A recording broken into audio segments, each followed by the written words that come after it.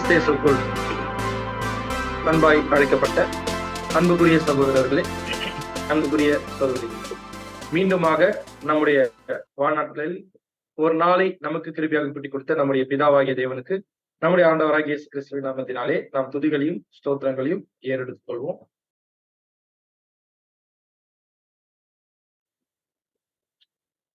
நாம் வாரந்தோறும் பார்த்து வந்திருக்கக்கூடிய வெளிப்படுத்தும் விசேஷத்தின் அடுத்த வகுப்பிற்குள்ளாக நாம் கடந்து செல்லலாம்.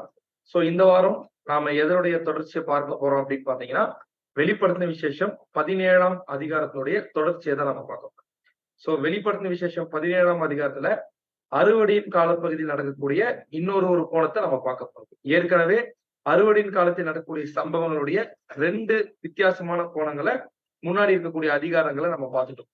சோ அதே மாதிரி அறுவடையின் காலப்பகுதியில, அதாவது 7ஆம் கால சபையின் காலப்பகுதியில நடக்கக்கூடிய வேறொரு கோணத்தை தான் இந்த 17ஆம் அதிகாரத்துல பார்க்க போறோம். இந்த 17ஆம் அதிகாரத்துல முக்கியமா என்ன பார்க்க போறோம் அப்படின்னு பாத்தீங்கன்னா, அரசியலும் சமுதாயமும் எப்படி பாபிலோனுக்கு விரோதமாக மாறி அது எப்படி வீழ்த்த போகுது, எப்படி அதை அழிக்க போகுது, அதனுடைய வளர்ச்சி எப்படி இருக்கும் அப்படின்றதுதான் இந்த ஒரு அதிகாரத்தினுடைய நோக்கம். அதை நமக்கு புரிய வைக்கிறது தான் இந்த அதிகாரத்துடைய நோக்கம். சோ சகோதரர் சொன்ன விதமாக நாம முதல் 5 வசனங்கள்ல அந்த தூதன் யோவானுக்கு இந்த ஸ்திரீ யார் அப்படின்றத காட்டுறான். அப்படின்னா அந்த தூதன் வேற யாரும் கிடையாது, 7ஆம் கால சபையின் தூதனாகிய மூத்த சகோதரர் ரசல்பதர்.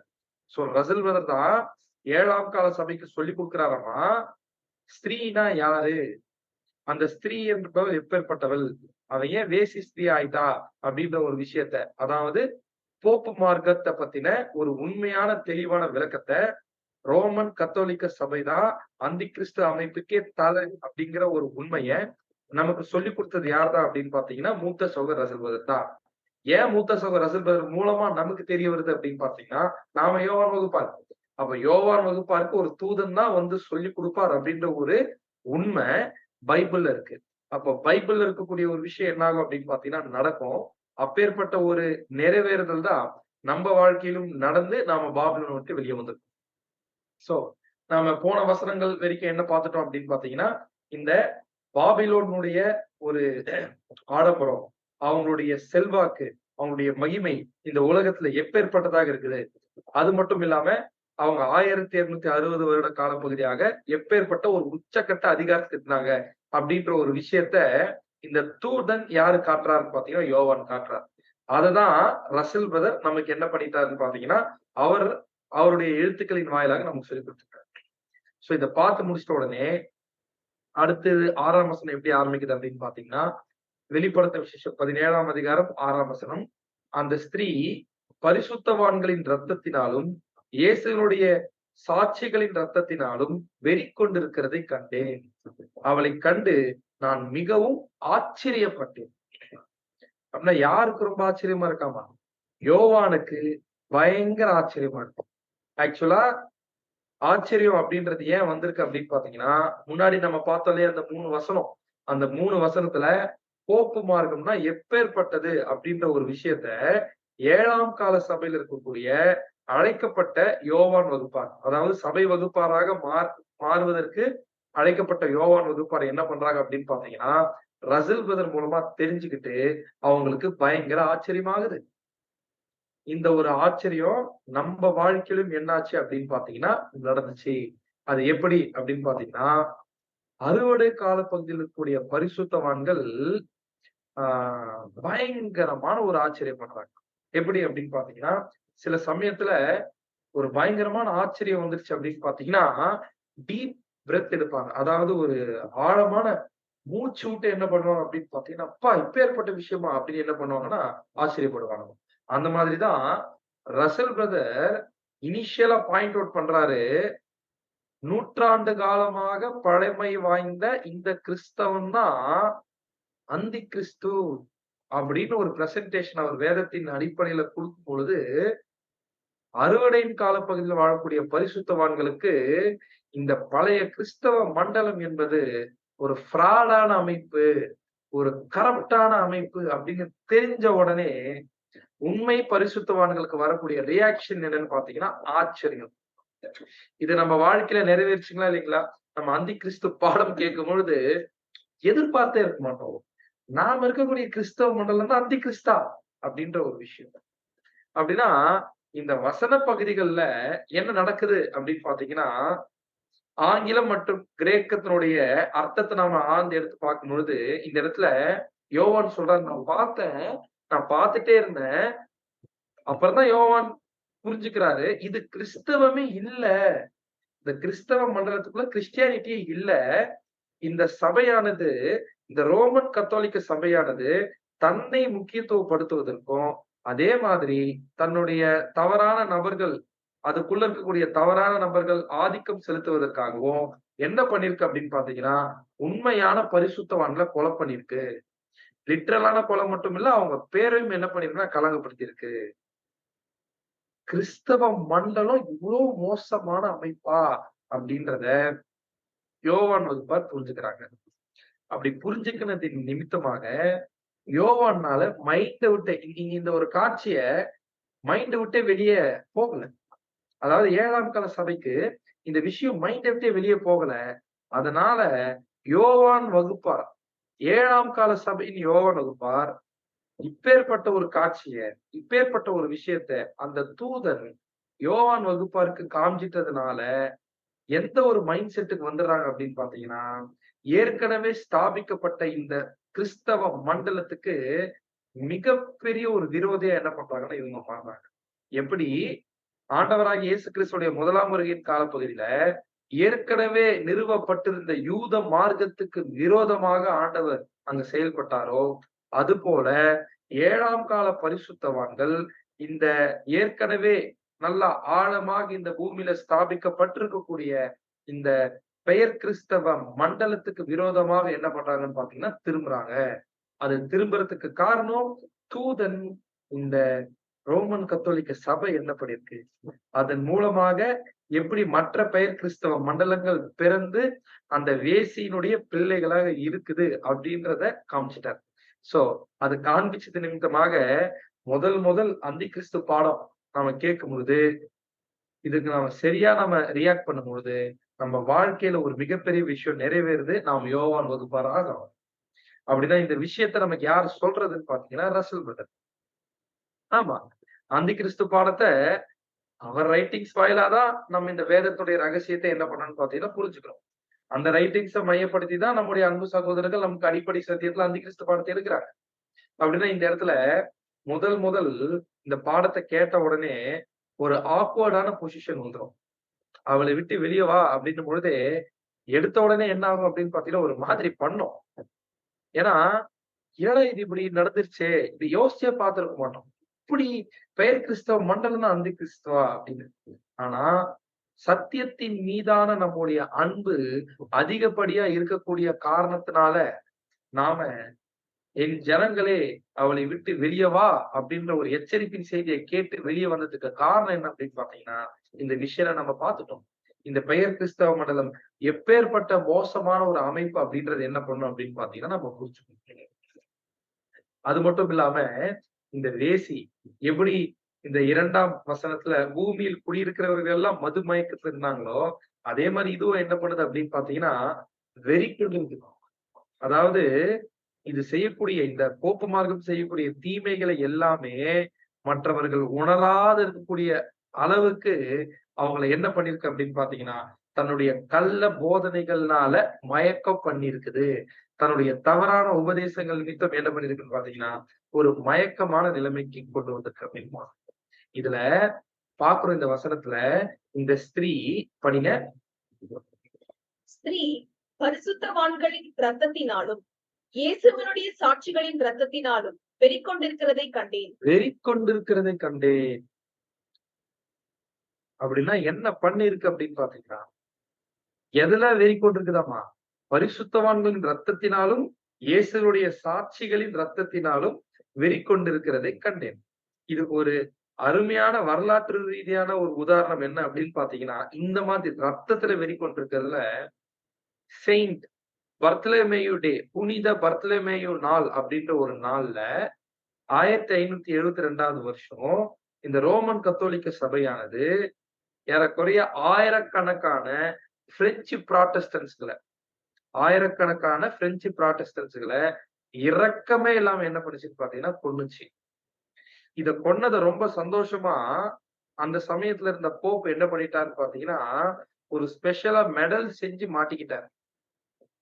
எப்படி மாட்டிக்கிட்டாரு அப்படின்னு பாத்தீங்கன்னா, ஒரு பக்கத்துல அவருடைய முகமும், இன்னொரு பக்கத்துல இந்த ஜனங்களை எல்லாம் கொல்லக்கூடிய அந்த ஒரு காட்சியும் சேர்த்து ஒரு மெடல் பண்ணி என்ன பண்ணிட்டாருன்னு பாத்தீங்கன்னா, மாட்டிக்கிறாரு. நீங்க இந்த பிக்சர் பார்த்தா கூட தெரியும். அந்த ஜனங்களை கொலை செய்யக்கூடிய ஒரு நபர் தூதராக, தேவனுடைய தூதராக என்ன பண்ணப்பட்டிருப்பார் அப்படின்னு பார்த்தீங்கன்னா, சித்தரிக்கப்பட்டிருப்பார். அது தெரியும்னு நினைக்கிறேன் உங்களுக்கு. தேவனுடைய தூதராக என்ன பண்ணப்பட்டிருப்பார்ன்னா, சித்தரிக்கப்பட்டிருப்பார். அப்படின்னா, என்ன இவங்க ஜஸ்டிஃபை பண்றாங்கன்னா, இப்பேற்பட்ட கொலைகளை நாங்க தேவனுக்காக தான் செய்றோம். அப்ப யோசிச்சு பாருங்க. பைபிள எப்படி கம்ப்ளீட்டா கவுத்து போட்டிருக்கிறாங்க அப்படின்னு.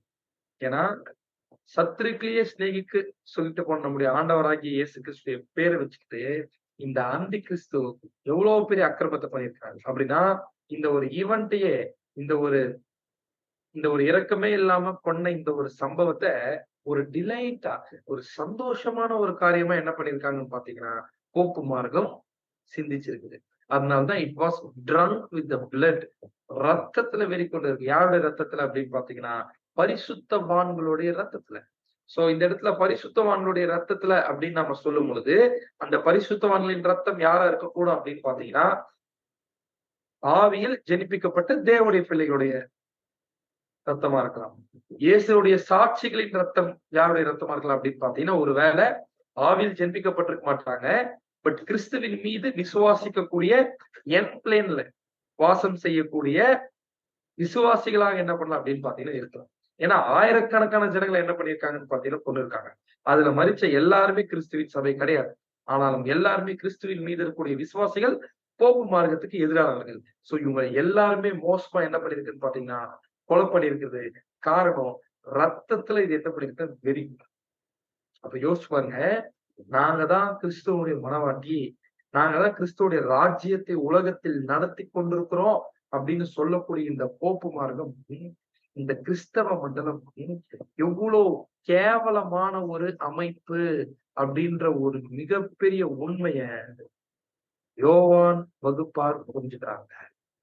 அது யார் மூலமா புரிஞ்சுக்கிறாங்க அப்படின்னு பாத்தீங்கன்னா இந்த தூதன் சொல்றாரு படிக்கிறோம், படிச்சோம், புரிஞ்சுக்கணும். ஆச்சரியமாச்சு.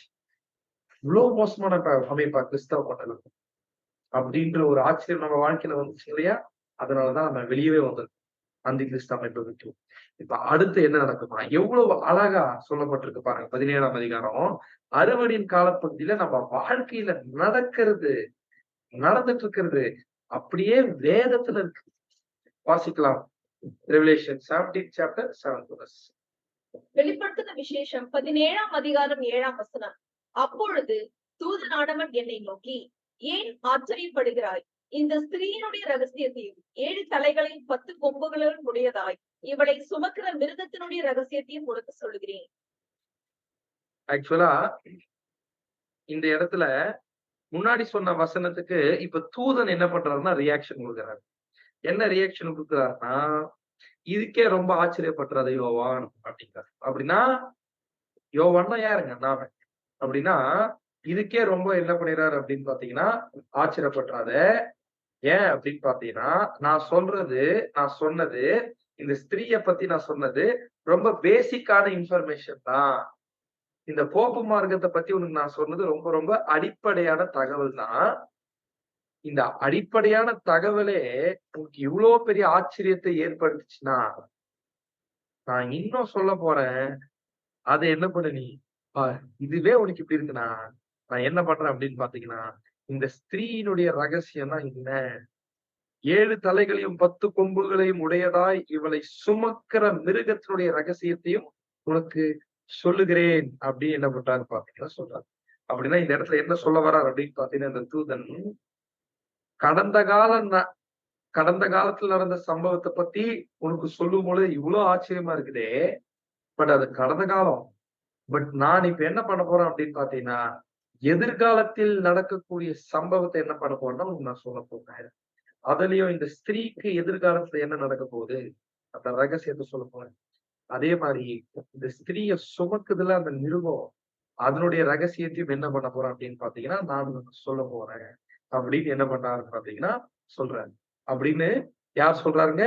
தூதன் என்ன பண்றாருன்னா யோவான் சொல்றாரு. அப்படின்னா இந்த இடத்துல நாம ரொம்ப ரொம்ப தூதன் சொல்லக்கூடிய ஒரு மிக முக்கியமான ஒரு விஷயத்த நம்ம கூர்ந்து என்ன பண்ணணும்னா கவனிக்கணும். அப்படின்னா இந்த வசனத்துல 7ஆம் வசனத்துல தூதன் ஸ்திரீய தனியா பிரிச்சு சொல்றாரு. ஸ்திரீயினுடைய ஸ்திரீய சுமக்கிற மிருகத்தை தனியா பிரிச்சு சொல்றாரு. அதுதான் இந்த ஸ்திரீயினுடைய ரகசியத்தையும் 7 தலைகளையும் 10 கொம்புகளையும் உடையதாய் இவளை சுமக்கிற மிருகத்தினுடைய ரகசியத்தை என்ன பண்றேன் உங்களுக்கு சொல்றேன் அப்படிங்கிறார். அப்படின்னா என்ன அர்த்தம் அப்படின்னு பாத்தீங்கன்னா இந்த இடத்துல தூதன் தெளிவா ஸ்திரீய தனியாகவும் அந்த ஸ்திரீயை சுமக்கிற மிருகத்தை தனியாவும் என்ன பண்றாரு அப்படின்னு பாத்தீங்கன்னா பிரிச்சு என்ன பண்றாருன்னு பாத்தீங்கன்னா பேசுறாரு.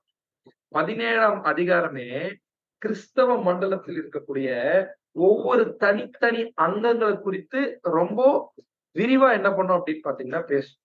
அப்படி நம்ம 17ஆம் அதிகாரத்துல இப்படி ஒவ்வொரு தனித்தனி அங்கங்களையும் மிருகம் தனியாகவும் 7 தலைகளை தனியாகவும் 10 கொம்புகளை தனியாகவும் அது மேல ஏறி இருக்கக்கூடிய ஸ்திரீய தனியாகவும் நம்ம பிரிச்சு படிக்கும் பொழுதுதான் வெளிப்படுத்தின விசேஷம் 17ஆம் அதிகாரம் நமக்கு விளங்குமே.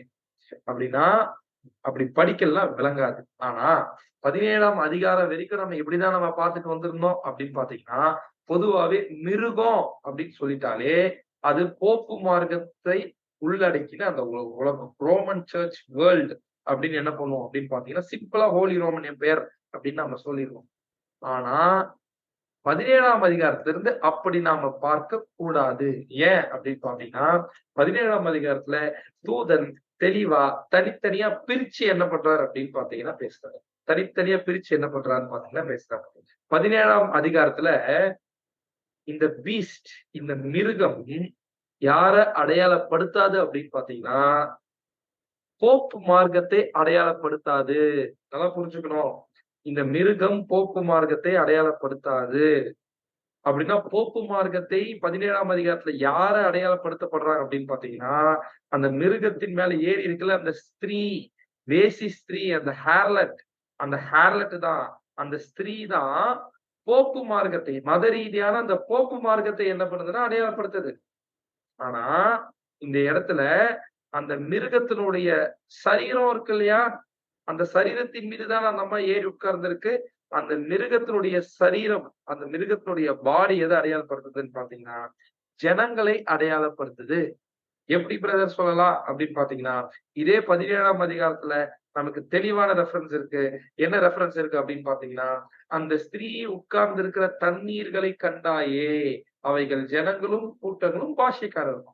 அப்படின்னா இந்த இடத்துல ரெவலேஷன்ல என்ன ஒரு பியூட்டிஃபுல்லான ஒரு விஷயத்த 17ஆம் அதிகாரத்துல தேவன் பண்ணியிருப்பார் அப்படின்னு பாத்தீங்கன்னா ஒரு சிம்பிள் அடையாளப்படுத்துறதுக்கு வேற ஒரு சிம்பிளை தான் கொடுத்திருப்பாரு.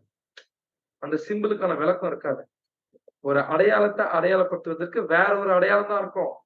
இப்படி ஏங்க தேவன் கொடுத்தாருன்னு பாத்தீங்கன்னா ஏன்னா 17ஆம் அதிகாரத்துடைய ரகசியம் 7ஆம் கால பரிசுத்தவான்களுக்கு மட்டும்தான் தெரியும். அதனால ஒரு அடையாளத்துக்கு அர்த்தமாக வேற ஒரு அடையாளத்தை தான் என்ன பண்ணியிருப்பாருன்னா கொடுத்திருப்பாரு. அந்த வேற ஒரு அடையாளத்துடைய அர்த்தம் பரிசுத்தவான்களுக்கு மட்டும் தான் தெரியும். எப்படி லாக் பண்ணி வச்சிருக்காரு பாரு. அப்படின்னா 17ஆம் அதிகாரம் வரைக்கும் பொதுவாவே உதாரணத்துக்கு 13ஆம் அதிகாரம்னா நம்ம எடுத்துக்கணும்னா மிருகம் என்பது எதை அடையாளப்படுத்தும்னா அரசியல் மதம் ஜனங்கள் எல்லாருமே சேர்ந்துட்ட ஒரு மிகப்பெரிய ஒரு கூட்டமைப்பு அடையாளப்படுத்தும். உதாரணத்துக்கு புனித ரோம சாம்ராஜ்யம் அப்படின்னு சொன்னோம்னா அதுக்கு தலை போப்பு மார்க்கமா இருப்பாங்க. அதோடைய ஆதரவாக ராஜ்யங்கள் இருக்கும். அது சப்போர்ட் பண்ணக்கூடிய ஜனங்கள் இருப்பாங்க. அப்படி காமனா இவங்க எல்லாரையும் சேர்த்து மிருகம் அப்படின்னு சொல்லிட்டு போயிருவோம். ஆனா 17ஆம் அதிகாரத்தை நம்ம அப்படி பார்க்க கூடாது. தனித்தனியா பிரிச்சுதான் என்ன பண்ணணும் அப்படின்னு பாத்தீங்கன்னா நாம பார்க்கணும். பொதுவாவே சகோதரர்கள் பைபிள் ஸ்டூடெண்ட்ஸ் ரெவலேஷன்ல பீஸ்ட் மிருகம் அப்படின்னு வந்துட்டாலே ரோமன் சர்ச் அடையாளமா நம்ம என்ன பண்ணிடுவோம்னா சொல்லிடுவோம். கரெக்ட் தான். 17ஆம் அதிகாரம் முன்னாடி வரைக்கும் 17ஆம் அதிகாரத்துக்கு அப்புறமா அது பொருந்தாது. இந்த அதிகாரத்துல இந்த அதிகாரத்துல ரோம சபை வேசி ஸ்திரீயாக அடையாளப்படுத்தப்பட்டிருக்குது. அந்த மிருகத்தினுடைய சரீரம் எதை அடையாளப்படுத்தி இருக்குன்னு பாத்தீங்கன்னா ஜனக்கூட்டம். போப்பு மார்க்கத்தை ஆதரவு தெரிவித்து வந்திருந்த ஜனக்கூட்டம். அததான் இந்த அர்த்தத்தை புரிஞ்சுக்காம இந்த வசனத்தை தாண்டி நம்ம போகக்கூடாது. இதுதான் ரசல் பிரதர் ரகசியம் அப்படிங்கிறாரு. இது பரிசுத்தவான்களால மட்டும்தான் என்ன பண்ண முடியும் அப்படின்னு பாத்தீங்கன்னா புரிஞ்சுக்க முடியும். சில சமயத்துல ஆஹ் இதே 17ஆம் அதிகாரத்துல மிருகம் பூமியின் ராஜாக்களோட கூட 1 மணி நேரம் அளவும் அதிகாரம் பெறும் அப்படின்னு. அது எப்பேற்பட்ட ஒரு விளக்கமாயிரும், எப்பேற்பட்ட ஒரு விளக்கமா கொடுத்திருக்காங்க அப்படின்னு பாத்தீங்கன்னா, ஏதோ போப்பு மார்க்கம் திரும்பி என்ன பண்ண போகுது, ஒரு உச்சகட்ட அதிகாரத்துக்கு என்ன பண்ண போகுது அப்படின்னு பாத்தீங்கன்னா வரப்போகுது அப்படின்னு விளக்கம் கொடுத்தாங்க. அப்படி கிடையாது. ஏன்னா இந்த இடத்துல மிருகம் என்பது ஜன கூட்டத்தை அடையாளப்படுத்தும். அப்படின்னா அந்த 1 மணி நேரம் அதிகாரம் பெறுகிறது என்பது மகா உபத்திரவ காலத்துல கர்த்தருடைய ராணுவம், அந்த மிகப்பெரிய புரட்சி செய்யக்கூடிய ஜனங்கள் உலக ராஜ்யங்களோட ஒரு உடன்படிக்கை செய்து ஒரு மிகப்பெரிய வல்லமை மிக்க நிலைமைக்கு வரக்கூடிய ஒரு விஷயத்தை அடையாளப்படுத்துது. அப்படின்னா அந்த 1 மணி நேரம் அதிகாரம் பெறுகிறது என்பது ஏதோ போப்பு மார்க்கம் பவருக்கு வரப்போகுது அப்படி அர்த்தம் இல்ல. ஏன்னா இந்த இடத்துல மிருகம் போப்பு மார்க்கத்தை அடையாளப்படுத்தல. மிருகத்து மேல ஏறிக்கூடிய ஸ்திரீ தான் போப்பு மார்க்கத்தை அடையாளப்படுத்துது. எப்படி? அதுக்கு இன்னொரு ஆதாரம் என்ன அப்படின்னு பாத்தீங்கன்னா, இதே அதிகாரத்துடைய கடைசி வசனங்கள்ல நம்ம எடுத்து வாசிக்கும் பொழுது, அந்த மிருகமும் 10 கொம்புகளும் வேசியை பகைத்து வேசியை கொலை பண்ணுவான். அப்படின்னா வசனம் என்ன சொல்லுது? மிருகமே வேசியை என்ன பண்ணுதுங்க? கொலை பண்ணுது. அப்போ யோசிச்சு பாருங்க. போப்பு மார்க்கத்தை மிருகம் அப்படின்னு சொல்லிட்டோம்னா, போப்பு மார்க்கமே போப்பு மார்க்கத்தை கொலை பண்ணிக்கிறதுன்னு அர்த்தமாயிருமா? இல்ல. அப்படின்னா இவ்வளவு நாளா போப்பு மார்க்கத்துக்கு ஆதரவு தெரிவித்து வந்த ஜனங்களும், அதற்கு ஆதரவு தெரிவித்துட்டு வந்த ராஜ்யங்களும் யார அழிச்சிரும் அப்படின்னு பாத்தீங்கன்னா, போப்பு மார்க்கத்தையே அழிக்கும். அப்படின்னா இதெல்லாம் நம்ம ஏன் பார்க்கிறோம் அப்படின்னு பாத்தீங்கன்னா, ஏன்னா வரக்கூடிய வசனங்கள் நம்ம பார்க்கும்பொழுது தெளிவா இந்த பாயிண்ட் நம்ம மைண்ட்ல வச்சுக்கணும். என்ன மைண்ட்ல வச்சுக்கணும்? வேசி போக்கு மார்க்கத்தை தான் அடையாளப்படுத்துது. வேசி போக்கு மார்க்கத்தை தான் அடையாளப்படுத்துது. அதே மாதிரி மிருகம் மிருகத்தினுடைய சரீரம் எதை அடையாளப்படுத்துது அப்படின்னு பாத்தீங்கன்னா, ஜனக்கூட்டத்தை அடையாளப்படுத்துது. 7 தலை போப்பு மார்க்கத்தினுடைய கீழே வரக்கூடிய அடுத்தடுத்த 7 ராஜ்யங்கள் அடையாளப்படுத்துது. 10 கொம்புகள் அதுக்கு ஆதரவு தெரிவித்துட்டு வந்த தேசங்களை அடையாளப்படுத்துது. வல்லமை மிக்க தேசங்களை அடையாளப்படுத்துது அப்படின்னு பார்க்கணும். சோ நாம இந்த ஒரு விஷயத்தை தெளிவா புரிஞ்சுக்கலாம். நாம இந்த மிருகம், வேசி, கொம்பு, தலை இது எல்லாத்தையுமே பிரிச்சு பார்த்தாதான் இந்த 17ஆம் அதிகாரம் நமக்கு புரியும். நாம ரொம்ப சிம்பிளா மிருகம் போப்பு மார்க்கம் அப்படின்னு என்ன பண்ணிடக்கூடாதுன்னு பாத்தீங்கன்னா, 17ஆம் அதிகாரத்தை நம்ம விளக்கம் கொடுக்க கூடாது. அப்படி கொடுத்தா நாம அதனுடைய அர்த்தத்தை ரகசியத்தை புரிஞ்சுக்க முடியாம போயிடும்.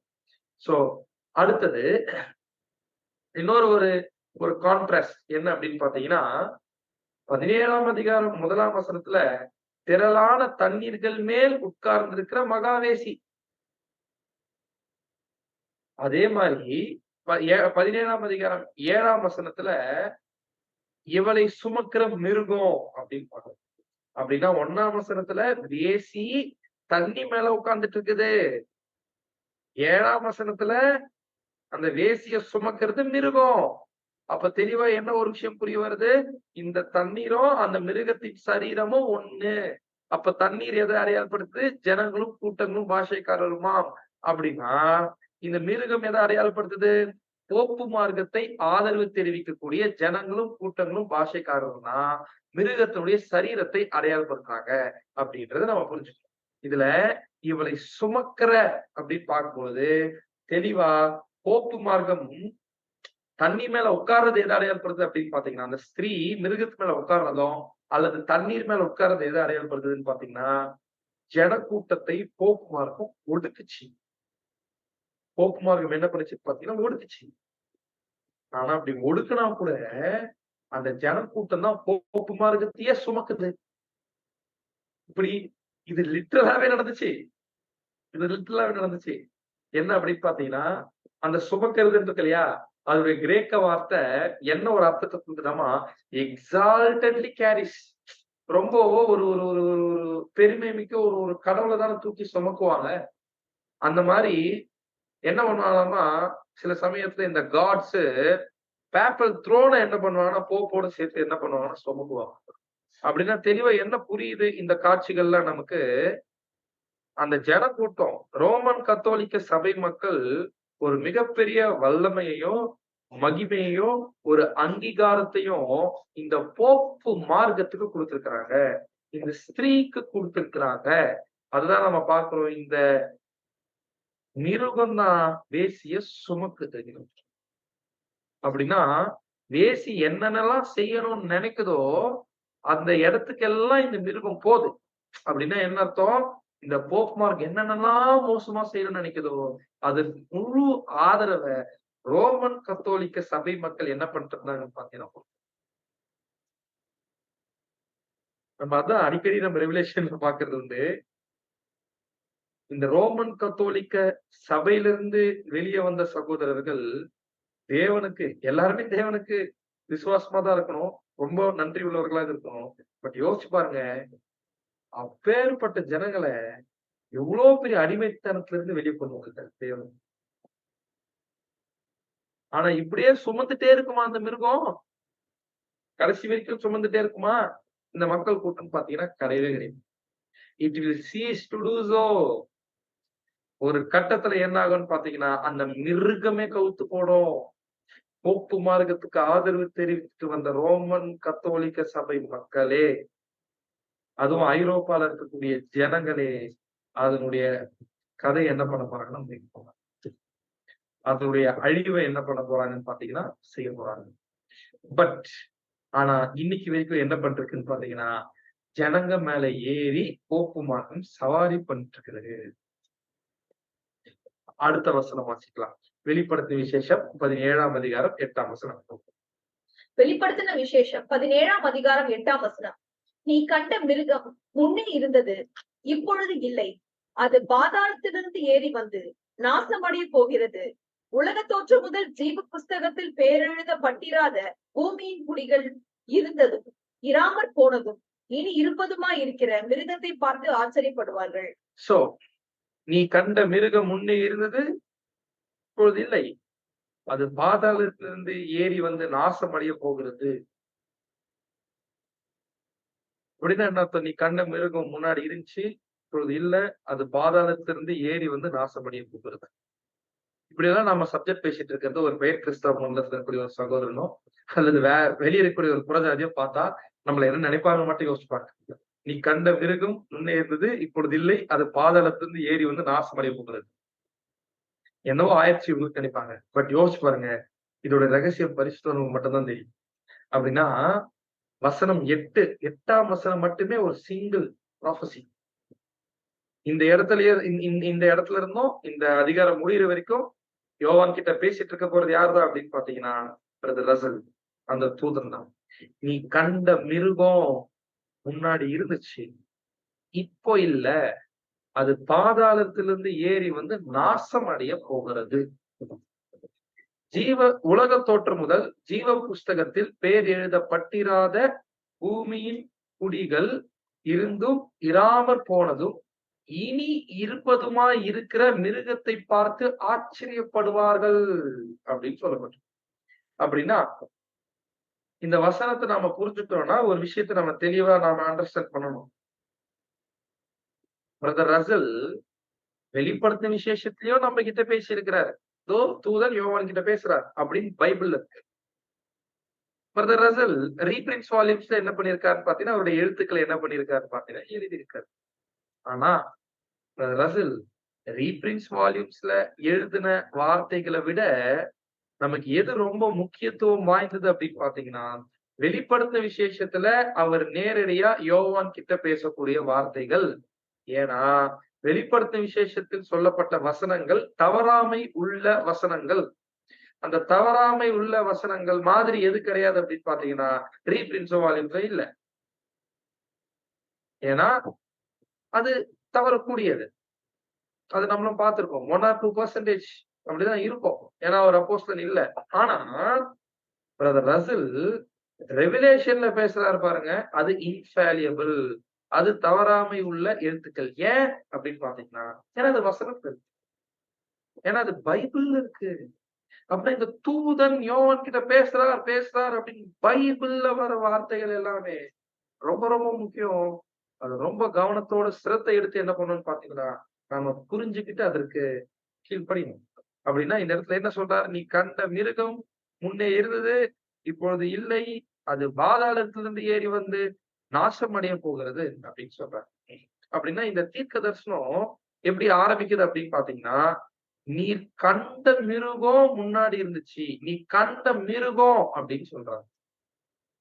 அப்படின்னா இந்த இடத்துல ஏற்கனவே தூதன் யோவானுக்கு காமிச்சாரு பாத்தீங்களா அந்த மிருகத்த?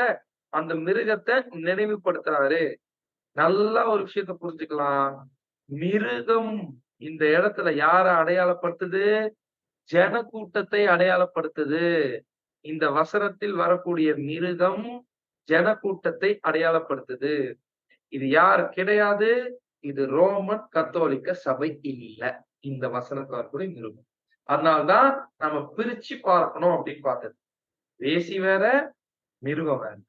அப்படின்னா இந்த இடத்துல மிருகம் போப்பு மார்க்கம் இல்ல. இந்த இடத்துல மிருகம் போப்பு மார்க்கத்தை ஆதரிக்கக்கூடிய ஜனங்கள். த பாடி ஆஃப் த பீஸ்ட். அப்படின்னா நீர் கண்ட மிருகம் முன்னாடி இருந்துச்சு. இப்ப இல்ல. பின்னாடி எழுந்து வரப்போகுது அப்படின்னு என்ன பண்றாங்கன்னா சொல்றாங்க. அப்படின்னா இந்த இடத்துல முன்னாடி இந்த மிருகம் இருந்துச்சு அப்படின்றார் இல்லையா? அப்படின்னா என்ன சொல்ல வரார் அப்படின்னு பாத்தீங்கன்னா, இதுக்கு முன்னாடி இந்த மிருகம் இருந்துச்சு. ஒரு மிகப்பெரிய வல்லமையோட இருந்துச்சு.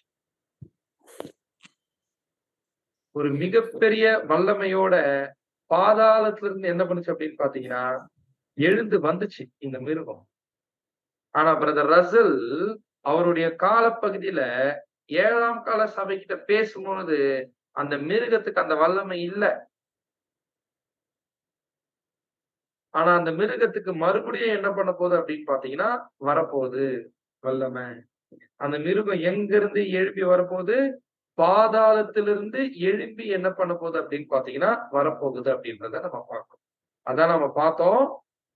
நீ கண்ட மிருகம் முன்னே இருந்தது, இப்போ இல்ல. அது பாதாளத்திலிருந்து ஏறி வந்து நாசமடைய போகுது அப்படிங்கிறது. அப்படின்னா இந்த இடத்துல பாஸ்ட் டென்ஸ் இருக்கா? பிரசன்ட் டென்ஸ் இருக்கா? ஃபியூச்சர் டென்ஸ் இருக்கா? அதாவது கடந்த காலம், நிகழ்காலம், வரும் காலம். அப்படின்னா கடந்த காலத்துல இந்த மிருகம் இருந்துச்சுப்பா. ஆனா அப்ப இருந்த மாரி இப்ப இல்ல. எப்ப இல்ல?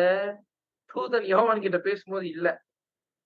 ஆனா திரும்பியும் பாதாளத்திலிருந்து ஏறி வரப்போது வந்து நாசமடைய போகுது. அப்படின்னா இந்த இடத்துல பாதாளத்திலிருந்து ஏறி வருகிறதுனா என்ன? பாதாளம் என்பது ஒரு செயல்பட முடியாத நிலைமை. ஒரு வல்லமை இல்லாத நிலைமை. அப்படின்னா இந்த ஜனக்கூட்டம் வல்லமை இல்லாத நிலைமையில இருக்கிறது எப்போ அப்படின்னு பாத்தீங்கன்னா, அது புரட்சி செய்யாம இருக்கும்போது. புரிஞ்சுக்கலாம்? அது புரட்சி செய்யாம இருக்கும்பொழுது. அப்படின்னா இந்த ஜனக்கூட்டம் எல்லாம் ஏற்கனவே ரசல் காலத்துக்கு முன்னாடியே ஒரு புரட்சி பண்ணியிருக்கிறாங்க. பாதாளத்திலிருந்து ஒரு வல்லமையற்ற நிலைமையிலிருந்து எழுந்து புரட்சி பண்ணியிருக்கிறாங்க. ஆனா அந்த புரட்சி அடங்கிட்டு இருக்குது. கண்ட்ரோல் போயிட்டு இருக்குது. ரசல் இந்த சத்தியத்தை 7ஆம் கால சபைகிட்ட பேசும்பொழுது, அந்த ஜனக்கூட்டத்துக்கு அந்த வல்லமை இல்ல.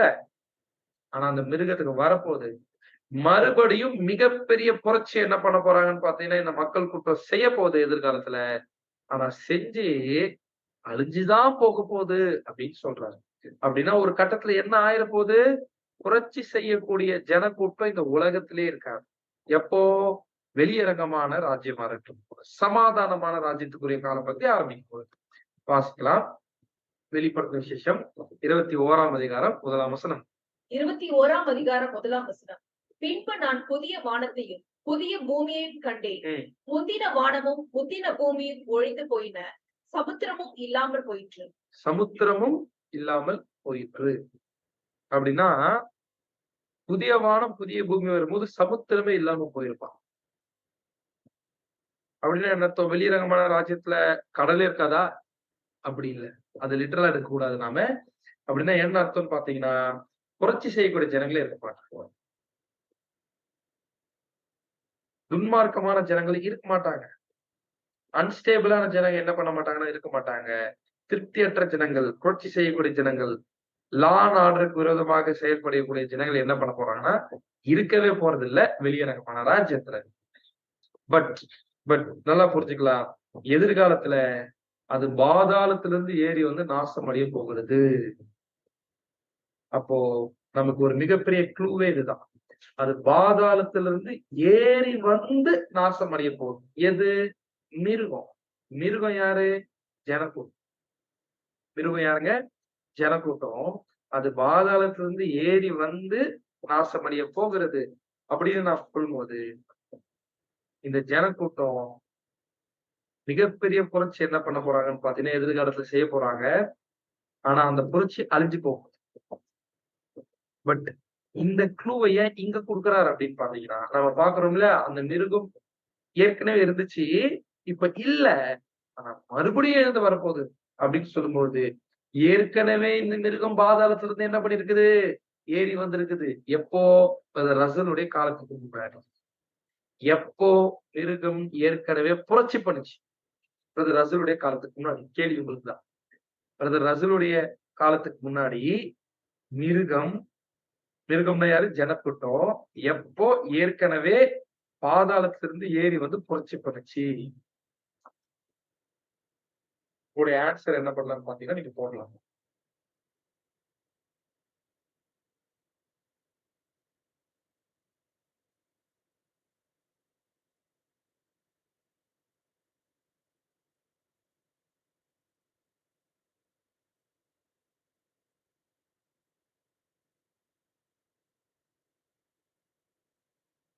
Very good. ஏற்கனவே அது எப்ப நடந்துச்சுன்னு பாத்தீங்கன்னா, பிரெஞ்சு புரட்சி சமயத்துல. வாசிக்கலாம். ரெவலேஷன் 11:13. வெளிப்படுத்தின விசேஷம் 11ஆம் அதிகாரம் 13ஆம் வசனம். அந்நேரத்திலே பூமி மிகவும் அதிர்ந்தது. உடனே அந்த நகரத்தில் 10 பங்கு இடிந்து விழுந்தது. மனுஷரில் 7000 பேர் பூமி அதிர்ச்சியினால் அழிந்தார்கள். ஓகே. அந்நேரத்தில் பூமி மிகவும் அதிர்ந்தது. இந்த ரெவலேஷன் 11th சாப்டர் எதுக்குள்ள வருது? 6ஆம் எக்காலத்துல வருது. 6ஆம் எக்காலம் என்பது 6ஆம் கால சபையின் காலப்பகுதியில. அப்படின்னா ப்ராஃபஸில பிரெஞ்சு புரட்சி ரொம்ப ரொம்ப முக்கியம். நம்மளுடைய புரிந்து கொள்ளுதலுக்கு. மகா உபத்திரம் எப்படி இருக்கணும்னு நம்ம புரிஞ்சுக்கணும்னா, அதுக்கு நமக்கு புரோட்டோடைப்பே இதுதான் பாத்தீங்கன்னா, பிரெஞ்சு புரட்சி தான். சரிங்களா? அததான் பிரதர் ரசூல் என்ன பண்ணியிருக்காருன்னா, எப்பவுமே பாயிண்ட் அவுட் பண்ணுவார். அவருடைய ரைட்டிங்ஸ்ல. இந்த பிரெஞ்சு புரட்சி தான் மகா உபத்திரவத்தினுடைய புரோட்டோடைப் அப்படின்னு சொல்லியிருக்காரு. நம்ம புரிஞ்சுக்கிற மாதிரி சொல்லணும்னா, மகா உபத்திரவத்துடைய ஒரு ட்ரெய்லர். மகா உபத்திரம் மெயின் பிக்சர்னா, அந்த மெயின் பிக்சருக்கு ஒரு ட்ரெய்லர் தான் எது அப்படின்னு பாத்தீங்கன்னா, இந்த பிரெஞ்சு புரட்சி. அந்த பிரெஞ்சு புரட்சியில நகரத்துல 10ல் 1 பங்கு இடிஞ்சு விழுந்துருச்சாம். இந்த நகரம் எது? பாபிலோன். பாபிலோனுக்கு 10 பங்கு இருக்கு. ஐரோப்பால இருக்கக்கூடிய 10 முக்கியமான தேசங்கள். அதுல பிரான்ஸ் என்கிற ஒரு தேசத்துல புரட்சி வெடிச்சுச்சு. கரெக்ட்டுங்களா? புரட்சி வெடிச்சுச்சு. அதுதான் நம்ம பார்த்தோம். நீ கண்ட மிருகம் முன்னாடி இருந்துச்சு. இப்ப நம்ம பார்த்துட்டு இருக்கோம். முன்னாடி இருந்துச்சு. முன்னாடி ஒரு மிகப்பெரிய புரட்சி பண்ணாங்க. இப்போ அது இல்ல. முன்னாடி இருந்துச்சு. இப்ப என்ன ஆகலைங்க. அந்த மிருகம் இப்ப அந்த நிலைமையில இருக்கா அப்படின்னு பார்த்தீங்கன்னா, நம்ம பார்க்கிறோம். இப்பொழுது இல்லை. நீர் கண்ட மிருகம் முன்னே இருந்தது. அப்படின்னா என்ன அர்த்தம்? ரசல் அவர் ட்ரூத்த இப்ப கூட என்ன பண்ணிருக்காரு? ஷேர் பண்ணிட்டு இருக்கிறாரு. அவருடைய ரைட்டிங்ஸ் வாயிலாக. கம்யூனிகேட் பண்றாரு அந்த தூதன் நம்மகிட்ட. பார்க்கிற மிருகம் இந்த மக்கள் புரட்சி இருந்துச்சு முன்னாடி. எப்போ? 1799. இப்போ இல்ல. இப்ப இருக்கா நம்முடைய காலப்பகுதியில? 7ஆம் கால சபையின் காலப்பகுதியில அது இருக்காது. ஆனா, அது பாதாளத்திலிருந்து ஏறி வந்து நாசமடைய போகிறது. அப்படின்னா என்ன அர்த்தம்? அப்படின்னா என்ன அர்த்தம்னு பார்த்தீங்கன்னா, பிரெஞ்சு புரட்சியில நகரத்துல 10ல் 1 பங்கு தான் விழுந்துச்சு.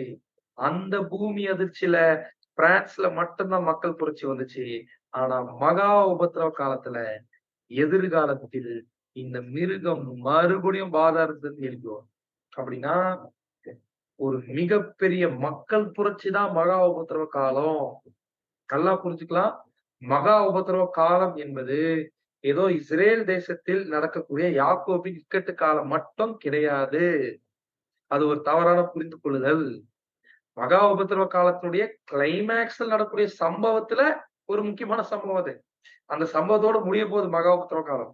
ஆனா, மகா உபத்திரவ காலத்தினுடைய ஒரு பெரும் பகுதி, முக்கியமான அம்சம் என்னன்னு பார்த்தீங்கன்னா, உலகளாவிய மக்கள் புரட்சி. பூமியின் மேல் மனுஷர் உண்டான நாள் முதல் கொண்டு அப்படிப்பட்ட பெரிய அதிர்ச்சி இதுவரைக்கும் வந்ததே கிடையாது. அப்படின்னா என்ன அர்த்தம்னு பார்த்தீங்கன்னா, உலகத்துல இருக்கக்கூடிய 91% சும்மா என்ன பண்ண மாட்டாங்கன்னா, இருக்க மாட்டாங்க. அப்படின்னா இந்த இடத்துல ஏற்கனவே நம்ம பார்க்கிறோம். அதுதான் இந்த மிருகம் எதிர்காலத்துல பாதாளத்திலிருந்து ஏறி வந்து நாசம் அடைய போகுது. அப்படின்னா ஏற்கனவே அந்த மிருகம் இருந்துச்சு அப்படின்னு பார்க்கிறோம்ல. அப்பவே அந்த மிருகம் பாதாளத்துல இருந்து எழுப்பி வந்துச்சு. வாசிக்கலாம். 6ஆம் எக்காலத்துல நம்ம வாசிச்சிருக்கோம். Revolution 11th chapter 7th verse. வெளிப்படுத்தின விசேஷம் 11ஆம் அதிகாரம் 7ஆம் வசனம். ம். அவர்கள் தங்கள் சாட்சியை சொல்லி முடித்திருக்கும் போது பாதாளத்திலிருந்து தேறுகிற மிருகம் அவர்களோடு யுத்தம் பண்ணி அவர்களை ஜெயித்தது, அவர்களை கொன்று போடும். அவர்களை ஜெயித்து அவர்களை கொன்று போடும். இதுக்கான விளக்கத்தை நம்ம பார்த்தோம். ஒரு 3.5 வருஷம் என்ன ஆயிடுச்சுன்னு பாத்தீங்கன்னா, கம்ப்ளீட்டா ரிலிஜியனே பேன் பண்ணிட்டாங்க. அதுல பழைய ஏற்பாடு, புதிய ஏற்பாடு முற்றிலும் பேன் ஆயிடுச்சு. அது காரணம் பாதாளத்திலிருந்து ஏறுகிற மிருகம் அவர்களோட யுத்தம் பண்ணி, இந்த மிருகம் யாரு? பாதாளத்திலிருந்து ஏறுகிற மிருகம் பிரெஞ்சு புரட்சி செய்த ஜனங்கள். பிரெஞ்சு புரட்சி செய்த ஜனங்கள் அப்படின்னு நம்ம பார்க்கிறோம். சரிங்களா? அப்படின்னா பிரெஞ்சு புரட்சி செய்யக்கூடிய ஜனங்கள் பாதாளத்திலிருந்து ஏறி வந்து மிருகமாக சொல்லப்பட்டிருக்கிறாங்க. அப்படின்னா பாதாளம் என்பது செயலற்ற நிலைமை, வல்லமையற்ற நிலைமை. வல்லமையற்று இருந்த ஜனங்கள் ஏற்கனவே எழுந்து ஒரு மிகப்பெரிய புரட்சி பண்ணியிருக்கிறாங்கப்பா அப்படின்னு என்ன பண்றாருன்னா, இந்த இடத்துல தூதன் யாருக்கு சொல்றாரு? தூதன் யாருக்கு சொல்றாரு அப்படின்னு பாத்தீங்கன்னா, யோவான் சொல்றாரு. சரிங்களா? இப்ப என்ன சொல்றாரு? நீ கண்ட மிருகம் முன்னாடி இருந்துச்சு. ஆனா அது இப்போ இல்ல அப்படின்ட்டாரு. அப்படின்னா என்ன அர்த்தம்? முன்னாடி பிரெஞ்சு புரட்சி சமயத்துல 3.5 வருஷம் லிட்ரலா ஜனங்கள் என்ன பண்ணிட்டாங்கன்னு பாத்தீங்கன்னா, எதையே கவிழ்த்து போட்டுட்டாங்கன்னா, ஹோலி ரோமன் எம்பையரே என்ன பண்ணிட்டாங்கன்னு பாத்தீங்கன்னா கவிழ்த்து போட்டாங்க. அதனுடைய 10 கொம்புல ஒரு கொம்ப பிடிக்கிட்டாங்க. 10 கொம்பு இருக்குல்ல அதுக்கு. அதுல பிரான்ஸ்ன்ற பிரெஞ்சுன்ற ஒரு கொம்ப என்ன பண்ணிட்டாங்கன்னு பாத்தீங்கன்னா பிடிக்கிட்டாங்க ஜனங்க. லைட்டா காமிச்சிருக்கிறாங்க. சரிங்களா? ஆனா என்ன ஆயிடுச்சு அப்படின்னு பாத்தீங்கன்னா, அந்த சமயத்துல திரும்பியும் நெப்போலியன் பானாபர்ட் அவர் அதிகாரத்துக்கு வந்த உடனே அதை என்ன பண்ணிட்டாரு? அடக்கிட்டாரு. அதுதான் இந்த இடத்துல சொல்றாரு. நீ கண்ட மிருகம் முன்னாடி இருந்துச்சு.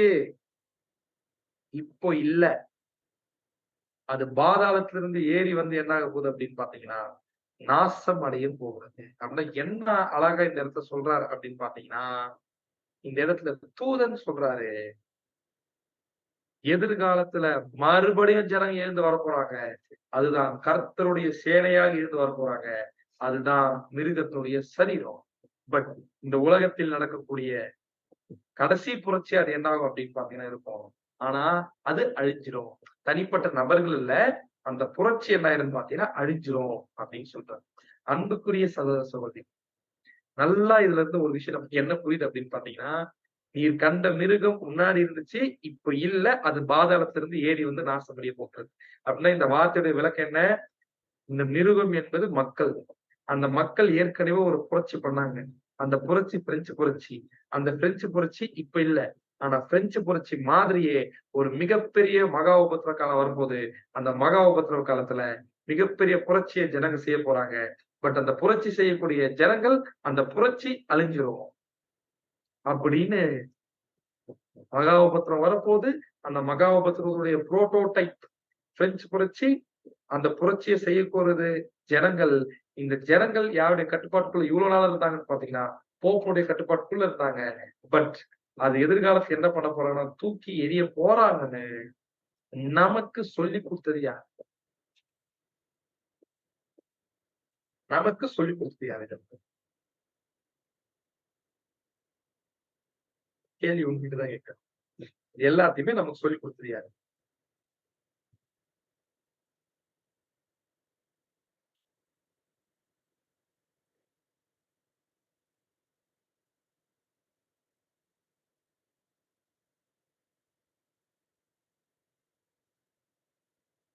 அது ரசல். சரியான பதில். அப்படின்னா யோசிச்சு பாருங்க. இதை விட நமக்கு ப்ரூஃப் வேணுமா? இது நம்ம வாழ்க்கையில நிறைவேறுது அன்புக்குரிய சகோதர சகோதரிகளே. இதை விட வேற எந்த ப்ரூஃப் வேணாம். பிரதர் ரசல் தான் இந்த தூதன் அப்படின்னு. அவர்தான் 7ஆம் தூதர். எந்த மாற்று கருத்தும் இல்லை. பட் உலகத் தோற்று முதல் ஜீவ புஸ்தகத்தில் பேர் எழுதப்பட்டிராத பூமியின் குடிகள் இருந்ததும் இராமற் போனதும் இனி இருப்பதுமா இருக்கிற மிருகத்தை பார்த்து ஆச்சரியப்படுவார்கள்.